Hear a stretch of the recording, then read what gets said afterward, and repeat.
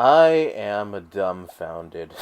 If this doesn't prove once and for all that polls are fucking garbage that we should completely disregard, I don't know what does. I tried my damnedest to pay attention to the polls as little as possible this election cycle because obviously no pollster has a crystal ball that allows them to see into the future, and therefore we should not take polls as gospel and treat them like a definitive predictor of what is going to happen on the day of an election. Trump overperformed in 2016 and 2020. Yes, obviously Trump still lost 2020, but it wasn't a sweeping landslide in favor of Biden like polls were initially projecting. In 2022, yes, I know, I repeat this to ad nauseum, I don't fucking care, it hammers in my points so goddamn well. A red wave was projected, instead we did not get that. And now we didn't even get the close race that polls projected. It was a landslide in favor of Trump. Kamala didn't win a single swing state. And on top of that, Trump may very well likely win the popular vote, so you can't even say fuck the Electoral College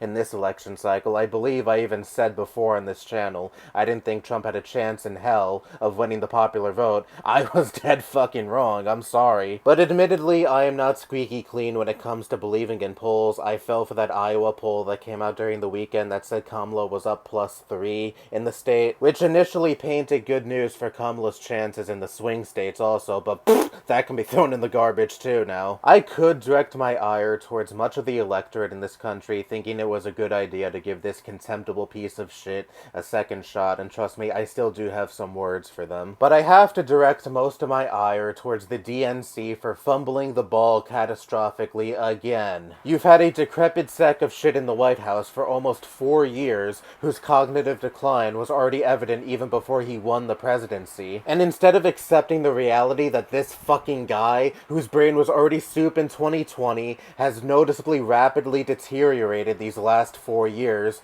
would not be able to sustain another 4 years in the White House if by some miracle he was actually elected for another term, and instead gaslit us and told us, oh, Biden's mental state is perfectly fine, he is fit to serve another 4 years. Until that disastrous debate back in June, where Biden's clear mental deterioration was just undeniable to most of the American public. He should have stuck to his initial plan, be a one-term president to transition this country away from the Trump era, while the party could have held a normal primary and had a nominee that the people actually voted on. Would this nominee have won against Trump? I don't fucking know, but at least they would have had more time to refine the message of their campaign and resonate better with citizens, instead of scrambling together a campaign in the last 4 months because the head of the party, who initially promised he was going to be a one-term president, all of a sudden felt entitled to a second term because I guess his poor ego would be bruised from not being a 2-term president, and therefore he held out until the final hour. But this doesn't mean that Biden and those in the DNC who stuck with him until they just couldn't anymore get all the blame. Kamala's campaign initially started off strong with the Tim Walz pick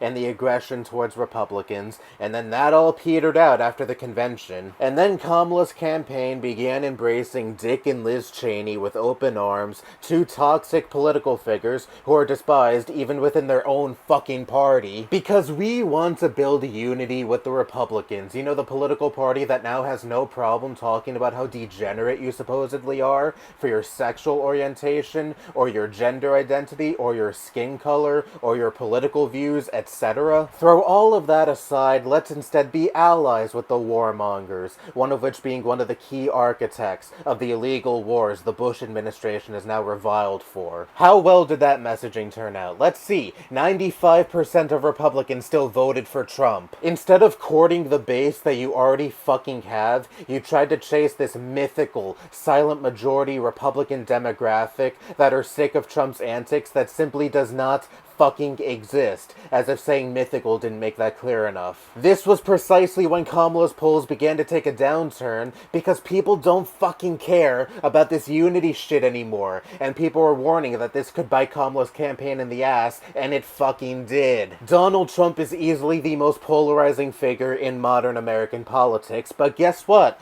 Not only did he win the electoral vote last night, he also, against all fucking odds, won the popular vote as well. Because even though know Donald Trump is a lying con man. He talks a big game. He knows who his supporters are, and he knows how to appeal to their interests. You don't see Donald Trump trying to scrape off Democrat voters who would never a chance in hell vote for him, and this is the Achilles heel of the Democrat Party. They are forever stuck in this 1990s Clinton-era mindset where building a bridge to the other side will garner them the most votes, and we just don't live in that era anymore. Donald Trump has proven twice now that you can be as partisan and antagonistic towards the other side as you please, and you can still win a general election. And Democrats repeatedly fall on their ass and make the same mistake in perpetuity because they'd rather run on not being Donald Trump rather than actually fucking appealing to the people who vote for them. And what was inspiring about Kamala's campaign? I'm not Donald Trump, I'm also not Joe Biden, but at the same time, I won't differentiate myself from him. Utterly fucking embarrassing. Kamala managed to lose even worse than Hillary did 8 years ago. But I guess in hindsight, I really shouldn't be that surprised because when Kamala did run in a normal primary, she couldn't even make it to Iowa. I didn't even remember that until the other day when I saw someone on, I think, Reddit bring that up, and I was like, I thought for sure she made it to at least New Hampshire, but no, she dropped out before the first round. And I bet you they'll learn the wrong lessons from this. They'll double down on their rightward shift that has proven to not be popular among their base, and continue to run on, look at how civilized we are compared to Trump.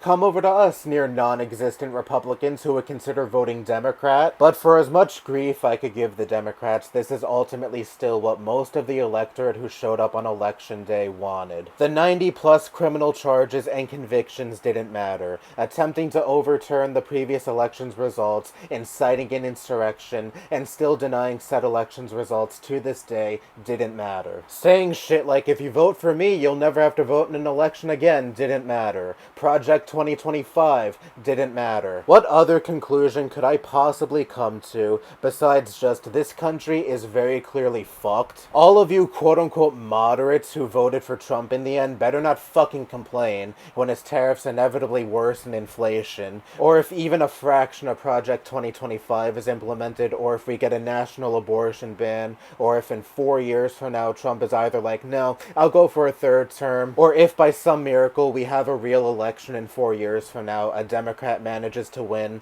and Vance refuses to certify the results, this is what you voted for. It's not like Trump is a fresh face like he was back in 2016. We know who he is by this point, we know the extent of his extremism, and yet most of this country was like, yeah, we want that. There is no positive message I could spin from this, just dark days ahead, and please keep yourself safe. Anyway, that's all I have to say. Bye-bye.